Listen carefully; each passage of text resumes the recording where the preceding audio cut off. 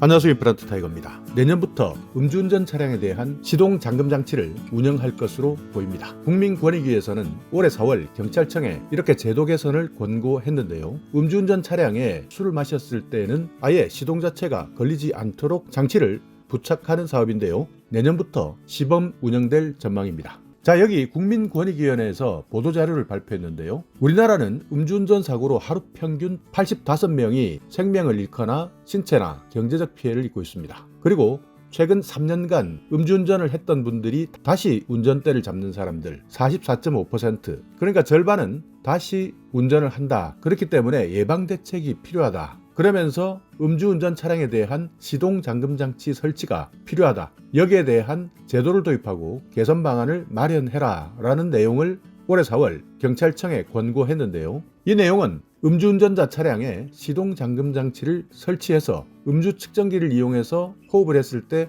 알코올 농도를 측정하고 규정치가 넘었을 경우에는 아예 엔진 시동이 걸리지 않도록 하는 기계적 장치입니다. 그러니까 여기 플라스틱 부분에 호흡을 하게 되면 자동적으로 음주 측정을 하게 되는데요. 운전을 할 수 없는 수치라면 아예 시동이 걸리지 않고, 운전을 할 수 있는 수치라면 정상적으로 시동이 걸릴 수 있도록 한다는 것이죠.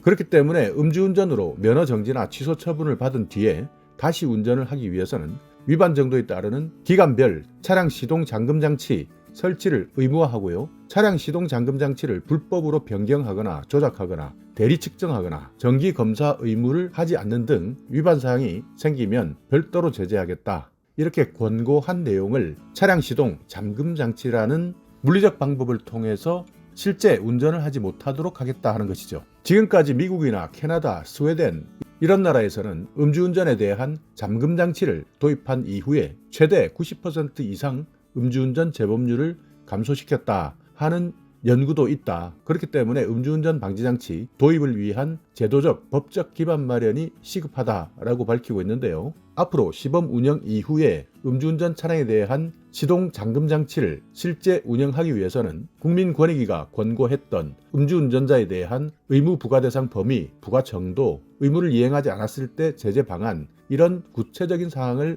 규정한 법안이 필요한 상황이다. 이렇게 밝히고 있는데, 실질적으로 올해 국회에서 이 예산이 반영된다면 내년에 곧바로 시범 운영에 들어갈 계획입니다. 물론 국회에서 예산이 처리되는 과정은 남아 있습니다. 다만 최근 여당이든 야당이든 음주운전에 대해서는 더욱더 강력하게 처벌해야 되고, 다시는 음주운전을 하지 못하도록 해야 된다. 지위고하를 막론하고 음주운전은 용서받을 수 없는 범죄다. 공감대를 형성하고 있기 때문에 예산 통과에는 어려움이 없을 것으로 보입니다.